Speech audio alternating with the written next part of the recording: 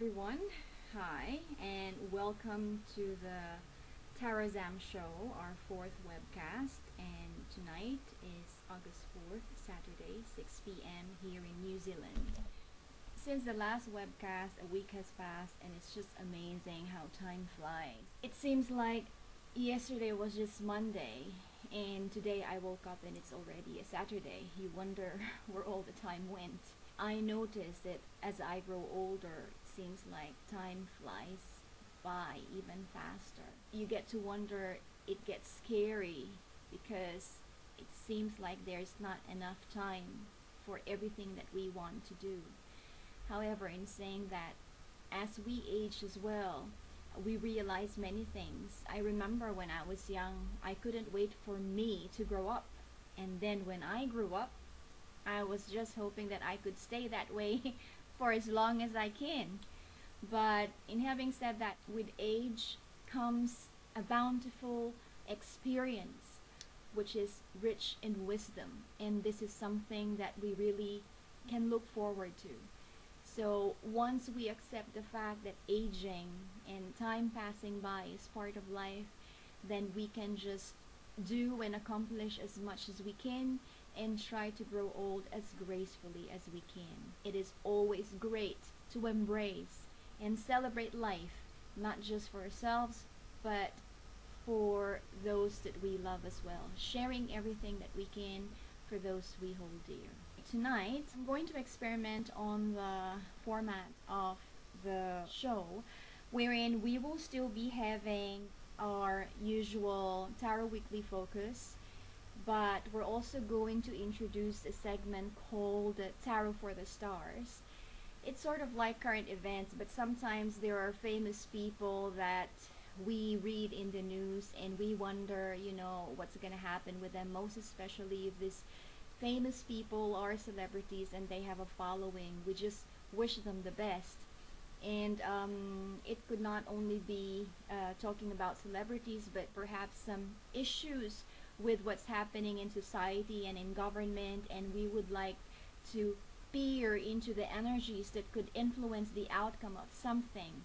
Plus, of course, the free readings, one question per caller or per person. We will also be introducing a segment wherein we will highlight significant charities or organizations that champion causes and really make positive changes and impact in the world. And we're going to start with that now. But before we start, I'm going to flash the contact details again so you can send in your question. Okay, our feature today for the organization that is helping a lot of people is called the Savea Foundation. And they've been around for some years and have helped a lot of people, about 3 million of them. They focus on the prevention of blindness and helping people get their sights back. So here is the video from Savea Foundation.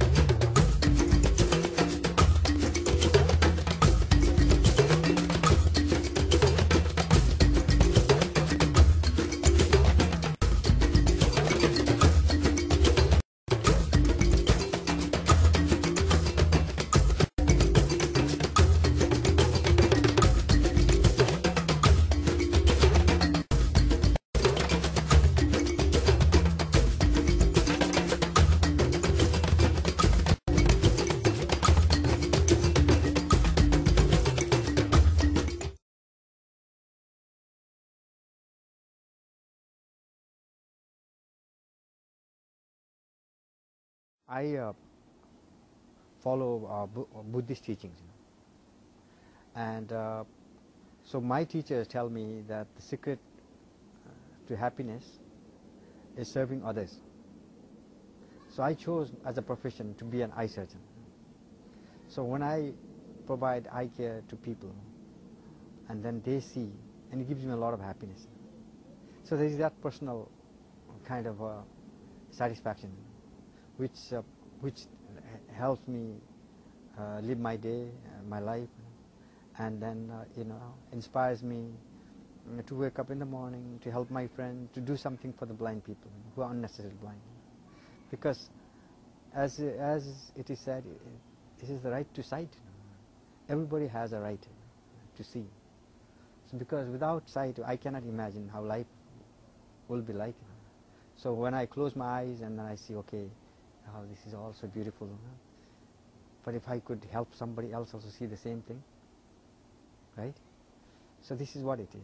And I have been doing this for a long time now, and I have seen people jump out of joy and then say, wow, I can see the mountain now, I can see the faces of my children, and then this is just takes less than 10 minutes with such simple procedure, and we can teach anybody to do this.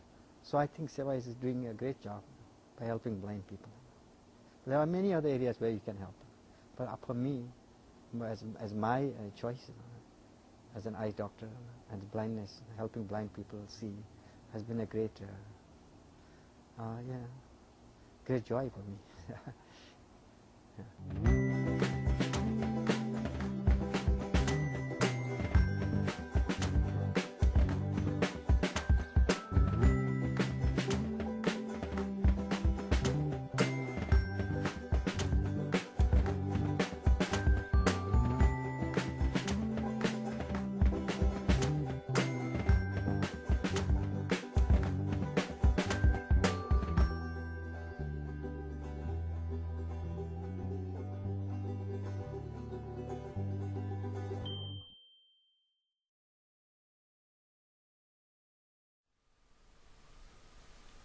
I hope you enjoyed that video, which was really quite uplifting and inspirational. But I just want to tell you a little bit more about Savea Foundation. Well, you can also check it out for yourself if you go to www.savea.org. So for more than 34 years, Savea has served people around the world who are struggling for health, cultural survival, and sustainable communities. Recently, there's this study from the World Health Organization. They ended up with a very good result, which says that global blindness levels are reduced. So recently, Savea and the Global Campaign Against Preventable Blindness received some very encouraging news. For the first time in history, the number of people suffering from blindness is decreasing according to new figures released by the World Health Organization. According to the WHO estimates, 39 million are blind, down from 45 million. Wow, that's a lot. That's a huge number. And 246 million have significant visual impairment, down from 314 million. Gosh, that's still a big number, but we see the development and the improvement. Now, if you go to the Savea website, there are many ways for you to support them. Okay, they have many means of giving. They have online giving, putting your donations to work immediately through secure online form. There's also means of giving by phone or mail, or there's what they call the gift of service, meaning selecting gifts to honor your friends and family, whatever the occasion. And then there's also the monthly giving, which is like a dedicated Savea donors who give monthly by check or credit card. They also have plan giving, meaning like leaving a legacy of compassion by making Savea part of your long-term financial plans. And they also have the matching gifts, wherein doubling or tripling of your gift to Savea through your employer's matching programs. There are also stock and wire transfers, vehicle donation, donation of air miles, Google checkout, Yahoo Good Shop, Yahoo Good Search, benefit bar, and just check it out. There's so many means for you to help. And give as much as you want or give as little as you can. It doesn't matter. Every small amount, every dollar counts. Or if you do not have the financial means to support, then go out and find the nearest Savea Foundation office and perhaps volunteer your time. They are an organization that help give back the quality of life to many, many people. And it would be great for us if we could be part of that. We'll move up the Tarot Weekly Focus for you. This is the Tarot Weekly Focus for August 5, Sunday, up to August 11. Let me just shuffle the cards. For tomorrow, Sunday, we have here the King of Swords. Seems like there have been thoughts or decisions that have been delayed or lingering for a while, and it needs action tomorrow.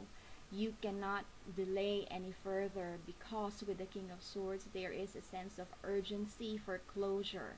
But in having said that, the King of Swords also encourages you to make sure, like the Ace of Swords, the Queen of Swords, to make sure that you have gathered all the necessary information to guide you into making the best of any decision. With regard to the King of Swords, it is dealing with our thought process. It is always encouraging us to be clear, to know where we stand, to not be procrastinating any decisions that are essential, to believe that we have the ability and the capacity to decide the best way that we can. It is also encouraging us not to be flaky in terms of our convictions and our beliefs. We have to know where we stand, and we have to really show it. With regard to relationships with others, with the King of Swords, perhaps there are issues that have been looming wherein you need to talk. You need to communicate with the other person or other party involved so that you can come up with a very rational and logical decision. It is also encouraged not to be influenced by your emotions, most especially if your interaction with others has something to do with finances or business. You can never mix emotions with regard to your finances and business. It has to be treated in a very logical and rational manner. So tomorrow, instead of resting, there are some loose ends that we need to sort out so that come Monday, we can really feel the difference of being able to tie up the loose ends. And on Monday, we have here the Eight of Pentacles. The Eight of Pentacles is a very active but stable energy. It is encouraging us to get into a mindset or a phase in our life wherein we are enthusiastic to learn and enhance our skills. The Eight of Pentacles is encouraging us to learn as much as we can with regard to our job.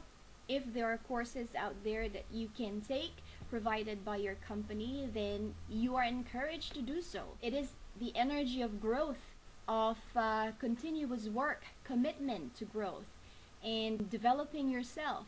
If we're not talking about work, then we might be talking about our life experience, which means that the challenges that you face should be a source of wisdom. If we're also talking about our relationship with others with the Eight of Pentacles, it means that when we look at the relationship with others, we can also learn how to explore areas so that our friendship could grow. So with the Eight of Pentacles, it is never static. It is a constant, consistent, and stable energy geared towards growth and development. Find opportunities so that you can learn more. Find opportunities so that you can foster growth and personal development. So that's the energy on Monday. And the energy on Tuesday, it is the Queen of Pentacles. So very similar to the Eight of Pentacles, it is talking about stability. The Queen of Pentacles is basically a very successful person. Let's not limit the Queen of Pentacles to the feminine. It could also be talking about a male who is in touch with his feminine side. in general, the Queen of Pentacles is talking about us being able to appreciate the achievements that we had in the past, be reflective of them, be in a more engaging frame of mind, but in a very subtle manner. With the Queen of Pentacles, with regard to our finances, when you're thinking about investments, then you need to make sure that you are looking at investing in a conservative way. You cannot use the energy of the Queen of Pentacles to invest in high risk forms of investment or business. You are encouraged to look at it in a very practical approach, not impulsive, not rushing the profits or not rushing the growth of the company. And you also need to make sure that you have a concrete plan laid out for you to follow. That is the energy of the Queen of Pentacles. You cannot wing it. The energy is very organized so that you will know what to do. You will know where to go. And the Queen of Pentacles, being the queen, the energy, it is very patient. It will never rush. It will look at all the angles to secure growth and stability, but it will never rush into it. If, for example, you feel that it is high time to expand your network, then the Queen of Pentacles promises potentials for long-term relationships. When we're talking about us, we need to appreciate our own skills and our own abilities and not be too modest about our achievements. It is good to be modest, but sometimes, especially on Tuesday, the energy calls for you to appreciate and let the world know about your achievements only if it will benefit you in terms of, let's say, a project that you are currently actively participating in. So that is the energy of the Queen of Pentacles. So it's quite patient but solid, subtle, and yet strong. On Wednesday, we have here the Queen of Swords. It's all court cards except for the Eight of Pentacles. So on Wednesday, how is the Queen of Swords compared to the King of Swords? If you are very active and you are called to decide tomorrow, on Wednesday it is a little bit different. You are called to gather information, analyze everything, but then being the queen, you are not rushed to decide. But you're also not advised to really delay the decision. It just means that you make yourself stronger with the information that you gather. And if you can just keep your mouth shut while doing that, that would work to your advantage. Because once you have all the information that is needed, and when the time comes for you to speak, people will listen because they will know that you know what you're talking about. You can apply this to your work environment. If you are responsible for a project and maybe there are certain setbacks and maybe you are being made as a scapegoat, make sure that you gather all information so that you can vindicate yourself. And when the meeting is called, you have the information that is needed to do so. When it comes to relationships, okay, if there are misgivings or miscommunication, you are advised to take the lead of being the more patient person, giving the other the benefit of the doubt, just waiting for issues to clarify before you decide. The Queen of Swords is always patient in terms of bringing out the truth. So use that energy on Wednesday. Be patient. Do not rush. But make sure you have everything that you need to vindicate yourself or come out with a really good decision. And on Thursday, we have here the Five of Swords. The energies are somehow described as 50-50, depending on what you do on Thursday. You have an equal chance of winning and an equal chance of not winning. Your chances of winning or not winning depends on your thought process. It depends on the ideas that you have formed in your head. Depends on the kind of decisions that you need to make. But at the same time, you shouldn't be afraid of the Five of Swords. In case, for example, you fall on the not winning side, then you still win. If you think that you gain valuable experience and wisdom from it. That is how you approach the not winning side, the, I don't want to say losing, so the unwinning side of the Five of Swords. But then, if you get to the winning side of the Five of Swords, then you're also encouraged to be humble and not to be flaunting your victory and crushing your enemy. Because being a graceful winner is sort of like adding more karma points into your life, so that in the future, the more graceful winner you are, then the more winnings you will have by being a graceful winner, or by learning from what happened, why you ended up not winning at all. So that is the energy of the Five of Swords. And on Friday, we have here the Page of Pentacles. I guess because the energies have been very active this week, Friday is a form of reflection. The energy is about reflection, learning. You are encouraged to become like a student of life and learn from the past week, like the decisions that you need to make on Sunday, the continuous effort for you to develop yourself and upskill on Monday, and on Tuesday, the Queen of Pentacles, being grounded and solid and subtle and not rushing, but approaching everything in a very organized and practical manner. And on Wednesday, being able to be patient.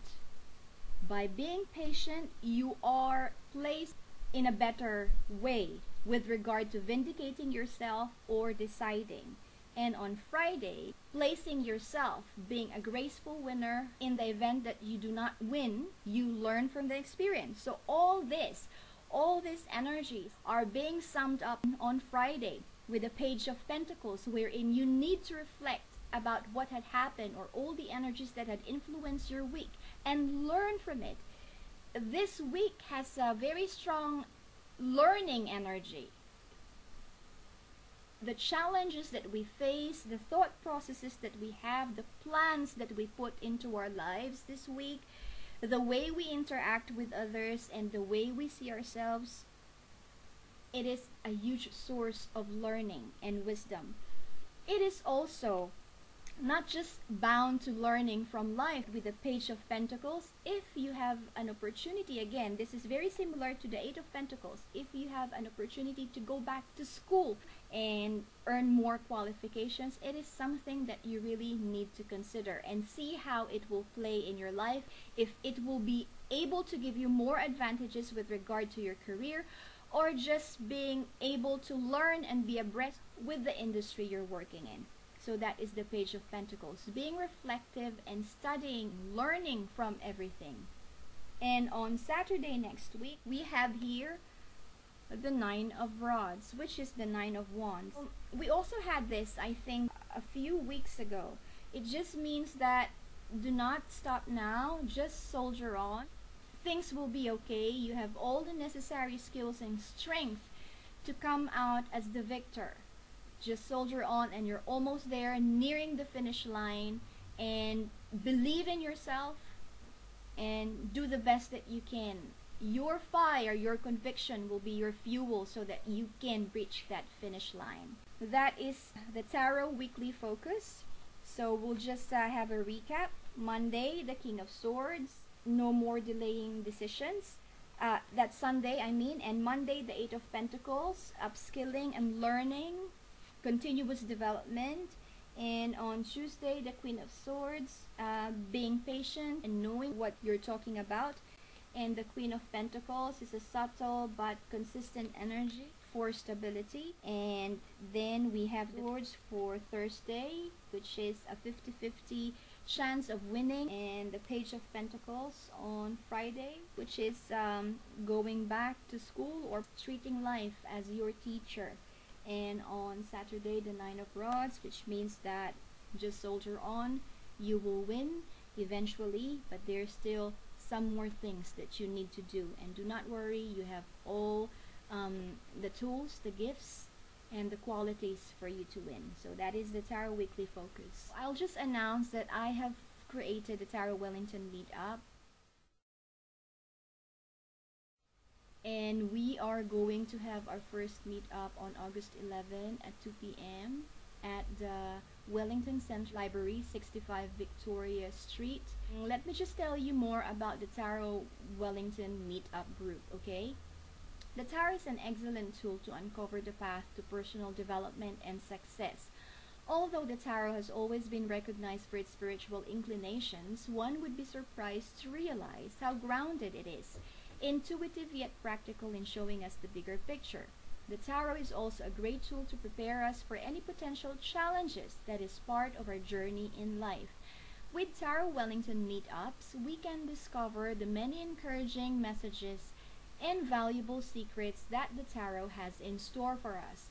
If you want to empower yourself in work, study, family, relationships, love, and effectively utilizing your resources in finding your spiritual path, discovering and heeding your calling, discussing your passion about the Tarot, and sharing your Tarot experiences, then you are indeed a kindred spirit, and you are most welcome to join the Tarot Wellington Meetup group. Go to the website and register. I will flash the information wherein you can register. It is RSVP, and we have 26 invites available. So this is the last week before the meetup, so do register.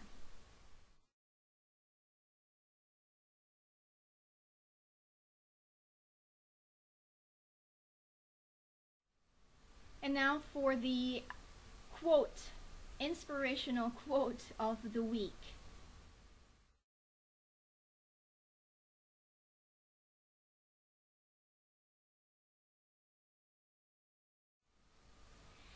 It says, "I have never in my life learned anything from any man who agreed with me," by Dudley Field Malone, born June 3rd, 1882, and passed away October 5, 1950. He's an attorney, a politician, a liberal activist, and actor. What's great about this quote is it's so very true. We always hate to be argumentative or end up in a discussion with other people who do not share our own views. If we close ourselves to these types of discussion, then we are also limiting ourselves. But if we open ourselves to the points of view or the perspective of others, then we are enriching ourselves. We learn the different perspectives. We learn the different values, although they might not be applicable to us. The fact that we hear about them gives us a better understanding the next time we encounter such issue. Kudos to Mr. Malone in having said this famous quote, "I have never in my life learned anything from any man who agreed with me." So do not be disappointed or angry when people argue with you or people try to convince you of their perspective. Just listen and learn from it. And that is the Tarot Zamm show for this week. I will see you again. Do send in your question if you have any. If you want guidance, free readings, just send them in and we will discuss it the next webcast. Enjoy your weekend and enjoy the coming week. Do not stress yourself out, and hopefully you find guidance in the Tarot Weekly Focus. So until next week, good night and many blessings to you.